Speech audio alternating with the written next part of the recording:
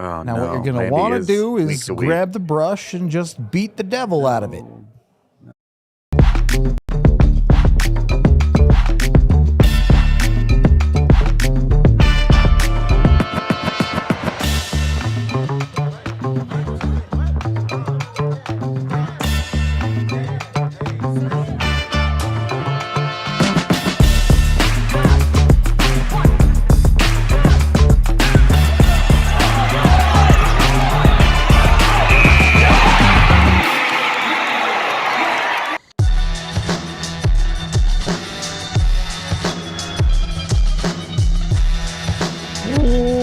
Welcome into the DNVR Avalanche pregame show live from the Toyota Lounge and powered by your Front Range Toyota dealerships.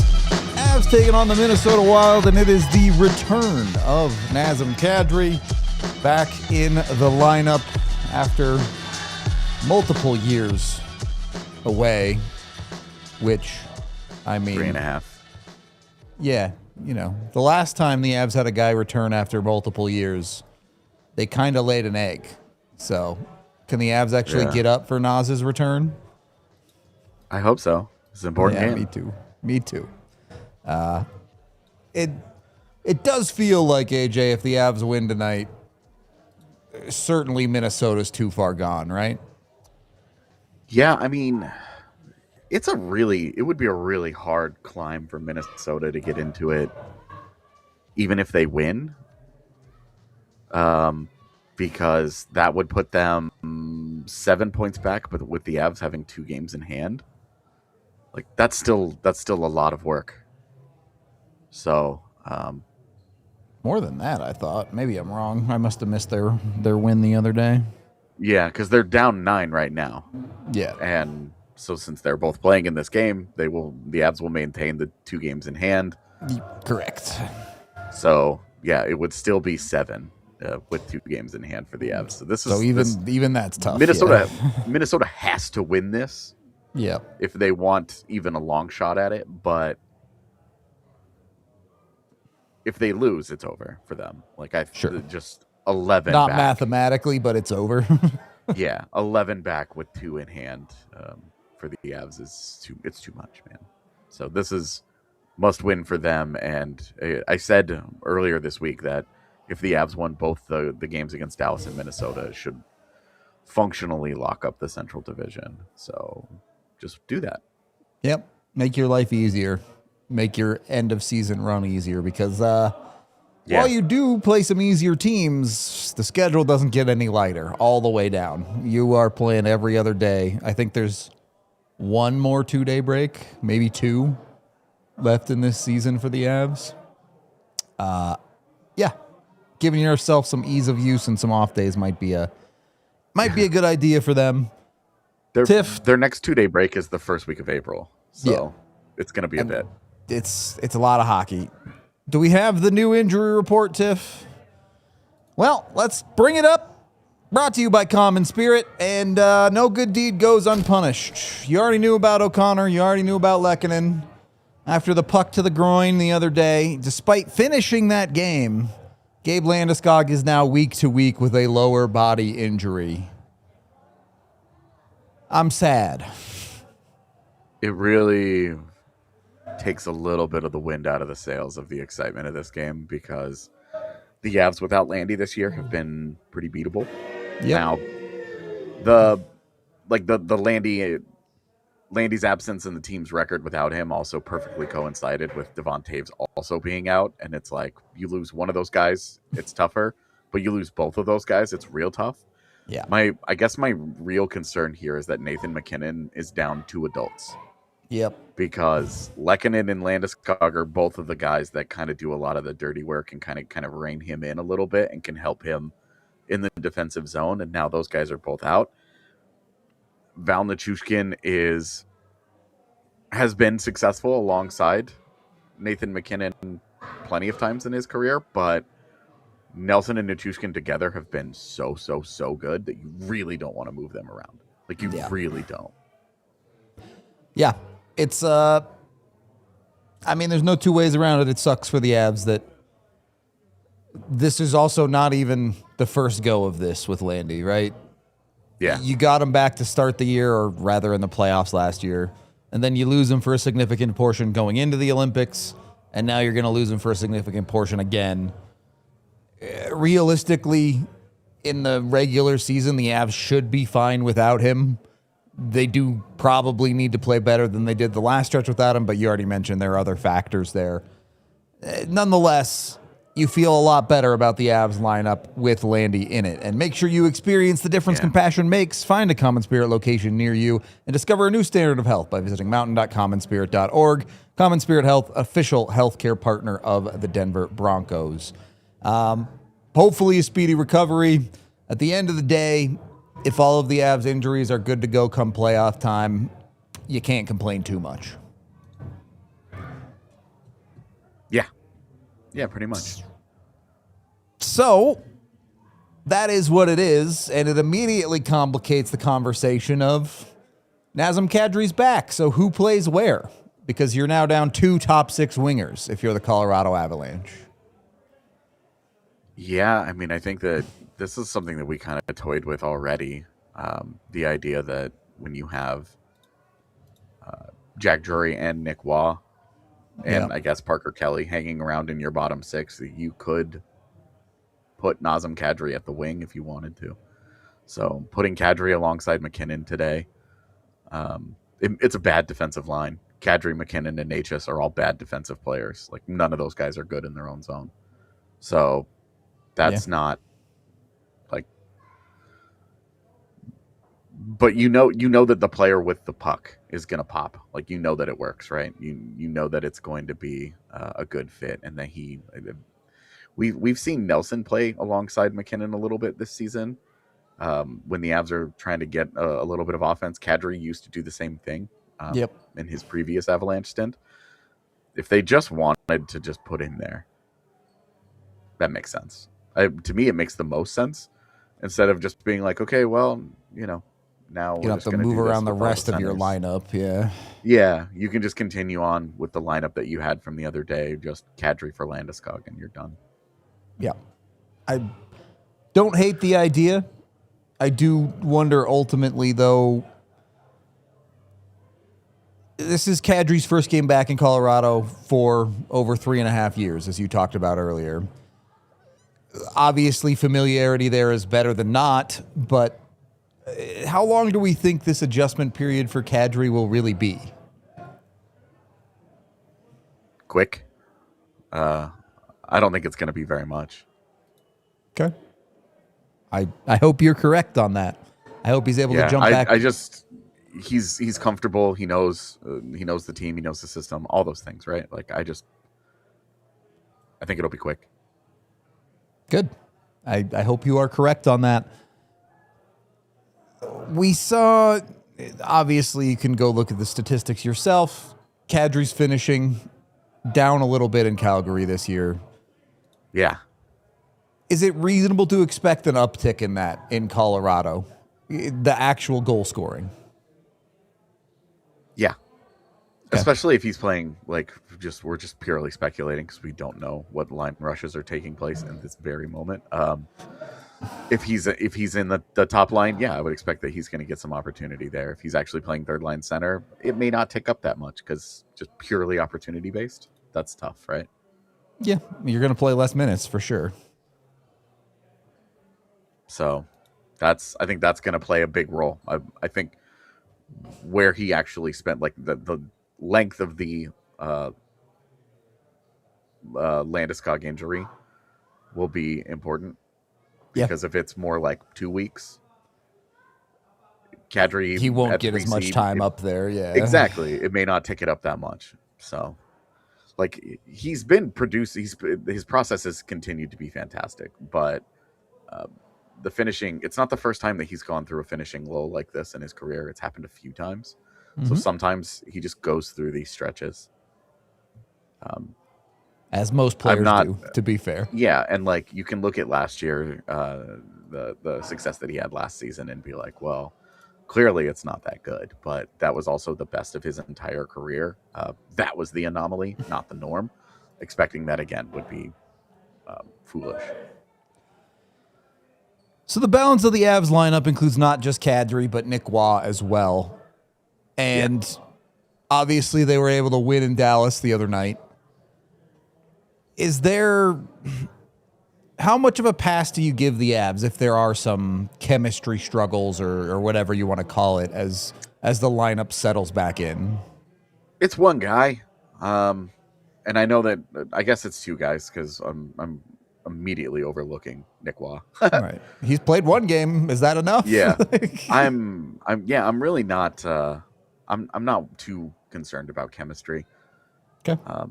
The concern, especially with Cadre, the concern with Waugh is obviously just that he's a bad fit in Colorado. Sure. In general. And there's as long as he plays center in Colorado, it could be a concern. And obviously you can't take a ton out of one game. Yeah. There's just not enough statistical meaningfulness there to really take anything from it. So you do have to wait a bit to really see how things are shaping up in that regard. Do want to talk more about those guys, but I do want to look at today's matchup too, so we can pull up the team cards a little bit here.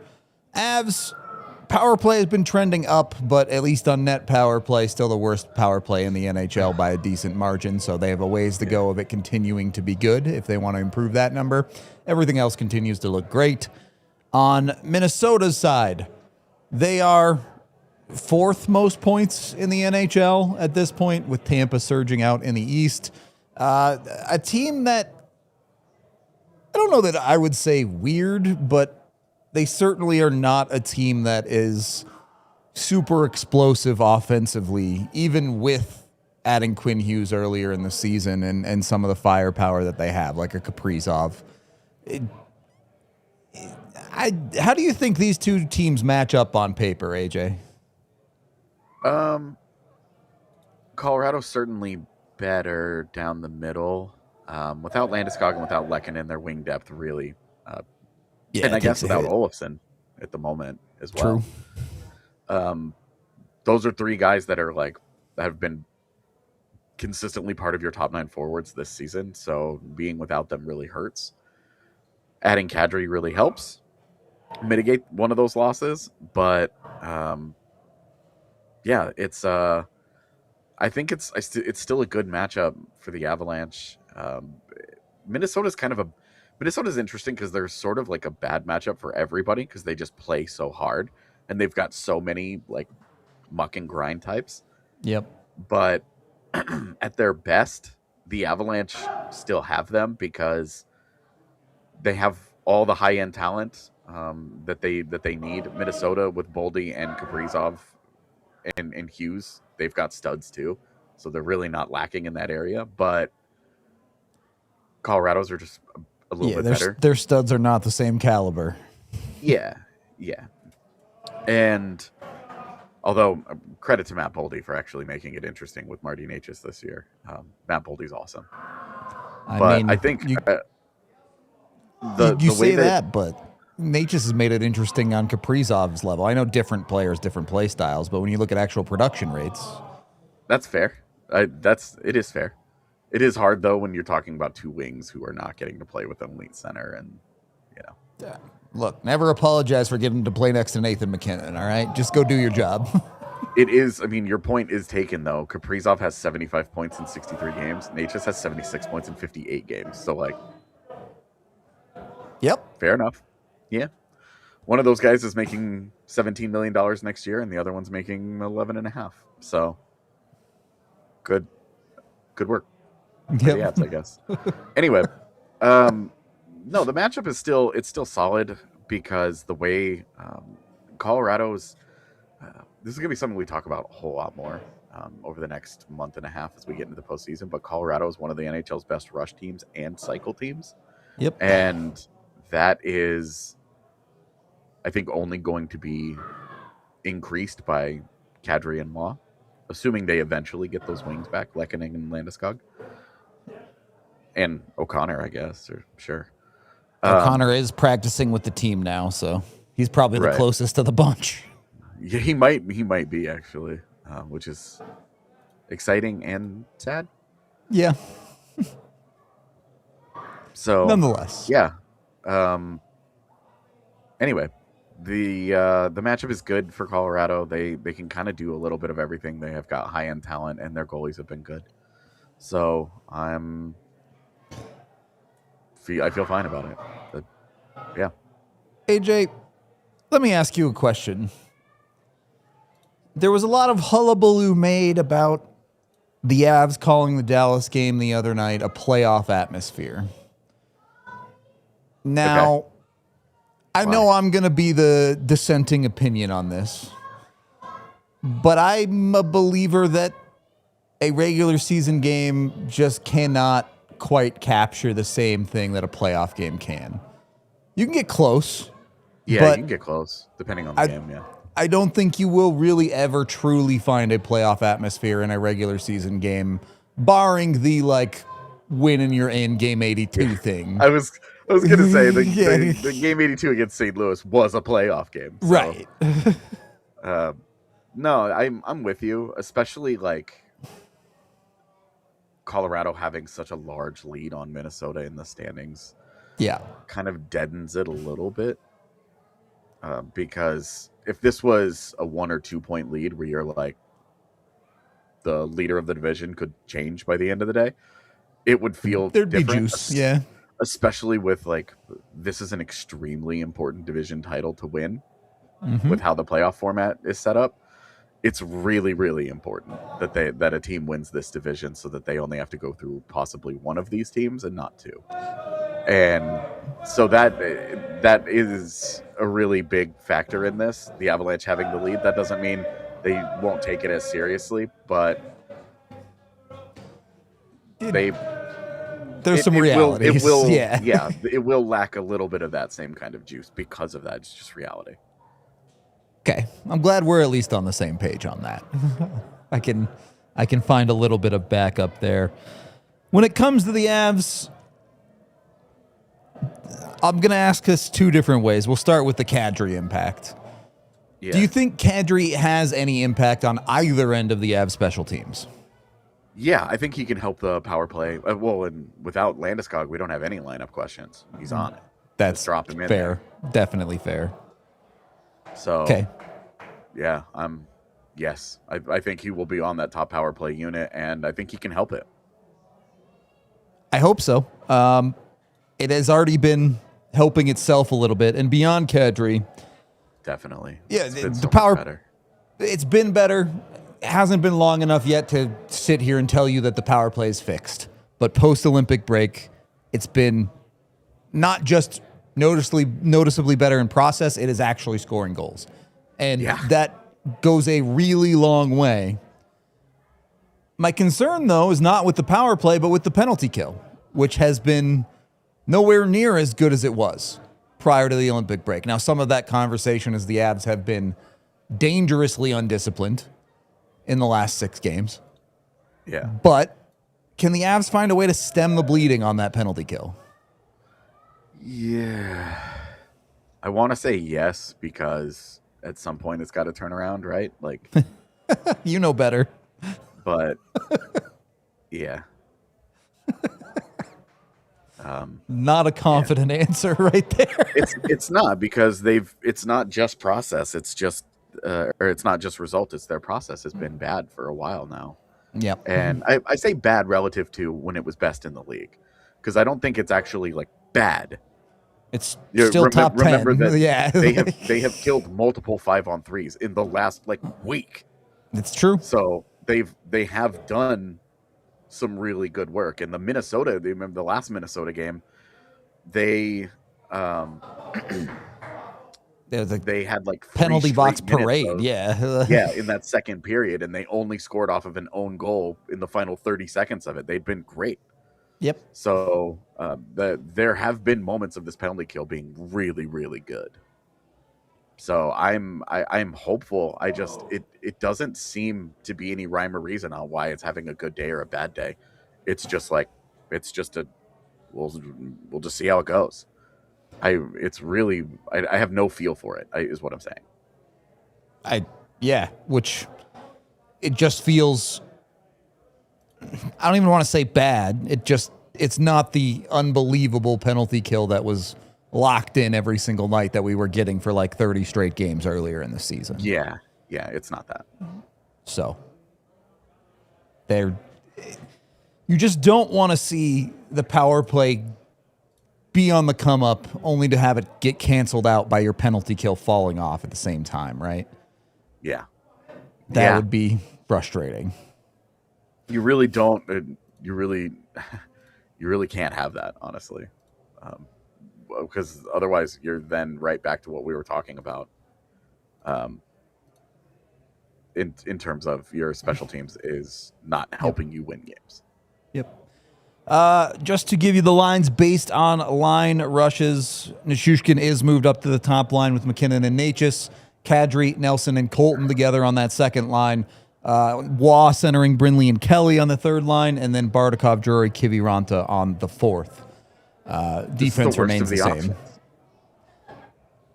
Yeah, it feels bad. Nichushkin and Nelson have been so good together. You know what? McKinnon needs an adult. It's the closest thing they've got, so it's fine. I'm not going to get too upset about it. They had to do something. And, sure. They can always decide to change it around if they don't love it. Let's all be honest. We know by the middle of this game, the lines are going to look different. Bednar's going to do his thing, and we'll see where everything is at. Yeah, and frankly, at this point, like with this lineup and with a couple of new guys, like you need to try stuff. So I'm all about it. A topic I had on this pregame was an originally thought one where Landeskog would be in the lineup. Yeah. But you take a look at that fourth line, you at least hope that Bednar trusts Drury and Kiviranta there. What's it going to take for the Avs to get a fourth line as a three-man unit that they can actually play comfortably 11, 12, 13 minutes a night? Yeah, it's such a shitty answer from me, but one of those guys coming back. Yeah. Like, if LOC comes back, you're in the money. It's just the complete lack of trust in Zakhar Bardakov. Sure. So that's it, man. Like, they don't trust that guy to give him a consistent job, even as a fourth line wing with two players that he very much trusts in Kiviranta and Drury. Yep. I think you'll still see Parker Kelly get thrown out on the odd shift with them instead of Bardakov. So until there's until one of those three forwards is back in the lineup, I don't know that it's there. My question with the extra injury we're talking about now is, can you even get Gavin Brindley to that number, playing on your quote-unquote third line based on the line rushes? I think with Brindley, it's easier because the way that he impacts the games, like he brings a little bit of juice into a game in a way that the other guys don't. You're not worried about penalty issues too? Like, sure. Yeah. So I think there's and with the puck skill, like you really can talk yourself into him being a guy. He's certainly outplayed Bardakov in every facet. If Bardakov's not down the middle, there's no argument there. For sure. And Bardakov is a bad center, so we don't even need to pretend. He's certainly not going to play center again this year. Yeah, not for the Avalanche. Not unless there's like a Drury injury, and even then, you would probably just put Cadre at 3C and then Waugh at 4C. Right. Good God, that's depth, man. Anyway, feels good. Yeah, I think that it's just probably not realistic at the moment, but I do love the idea that Brindley just continues to win them over and be like, yeah. I'm a real boy. We'll give him 10 minutes. Yeah. It's not even a lot. We're not even talking about these guys having like. We're like, can we get them to 10 minutes? Right. It's just, look, we know what the conversation is. You're going to be double shifting McKinnon. You're going to be double shifting Nelson. You're going to see these guys get a lot of play time with a lot of different line mates. You're probably going to be double shifting Kadri too. Let's be honest about it. And there's 20 games until the playoffs. You have over a month until the playoffs. Right now, it's fine. But is it really just hoping the Avs get healthy to find a lineup that can maybe get some of these guys some rest? Yeah. And even if they can just win enough games here in March, right? Yeah. Just stave off. You get to the final 7 or 8 games and you continue to have a 7-ish point lead. You're pretty close to home free that you can start to sit a couple of guys here and there. Yeah. Hey, look, you just want every advantage you can possibly get, right? So, yeah. Hopefully the Avs can find ways to play effective hockey now to give themselves a break later. AJ, let's get into the future of this hockey game. Bust out the crystal ball. Give me a score. Give me a name. What's going to happen in this game? I think it's going to be tight. I think it's probably going to be without Landy. We know that they have struggled without Landy and Lehkonen. You're talking about that's a lot of adults missing.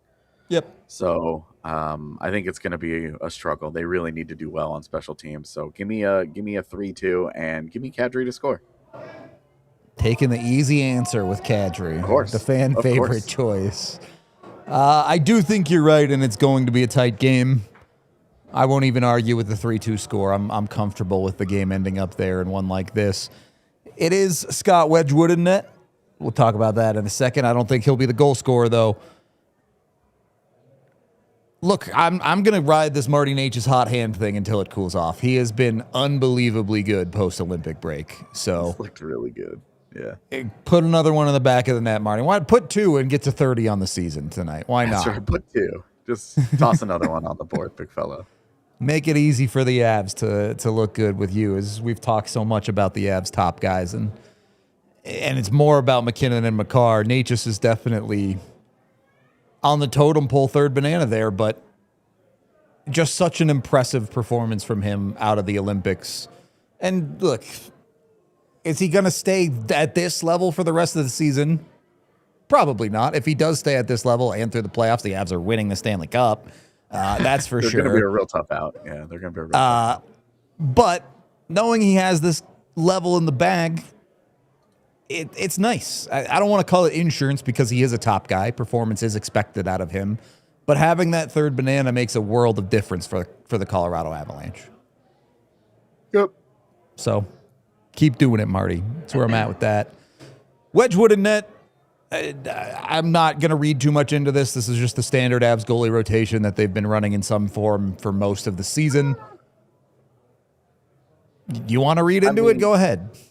No, Wedgwood was spectacular in the Dallas game, and Blackwood was the exact opposite. So I think Bednar's just going, I trust both guys, and one of them was great for me last game, so I'm giving him the start. I think it's just that simple. Which has been the Avs standard rotation for most of the season, I would say. Yeah. Yeah. I mean, they've made it easy, right? Where you're like, this is not one of those coaching situations where you get upset. No, about of course any not. of it, because you're just like, these guys have both been spectacular, and they're tracking to win the Jennings Trophy because they've been spectacular. Like, yeah, it's fine. There was no answer tonight that I was going to be upset with, and there'll be no answer next game that I'm going to be upset with. It's fine. I mean, if Trent Miner was playing, I'd be like, okay, yeah, you're right. That's an answer that I'd be confused about. yeah. Calling him up, burning one of your call-ups to call the third goaltender with 2 helping netminders would be a strange decision. Yeah. But look, you look at the Avs top to bottom. Go ahead. No, I was just going to say real quick that honestly, if we're looking at the schedule, Wedgwood probably would have played this game anyway. Right. Regardless of the Dallas performance. Like, now that I actually looked at the schedule, like, you could have justified this game easily. So, anyway, go ahead. Pretty straightforward. Looking at the Avs top to bottom, yes, they're missing a couple of guys. You're still looking at a team like Minnesota and saying, hey, this is a winnable game for the Avs. That's the expectation of this team. Yes. They should win this game. Yeah. So, go out and do it. That's all I really have to say about the Avs on this one. I guess last thing, I don't care which goalie's in net. Stay in your crease. Yeah. After last game, Avs goalie's no longer allowed to play the puck. All right? Yeah. That's all I got. AJ, any final thoughts on this one? No, I'm really excited that they're putting Kadri on the ice to start the game with McKinnon just for fun. Yeah, that's just to give him fun. the That'll be a start, nice give him the pop. intro. Yeah. Yeah, that kicks ass. All right, well, let's go enjoy Nazem Kadri's return. We're going to wrap up the pregame show here. We appreciate y'all. Join me for the watch along in just a few minutes, and then AJ and I will be back postgame to break this one down while the sun is still up. At least we got that going for us. We appreciate you again. This has been the DNVR Avalanche pregame show.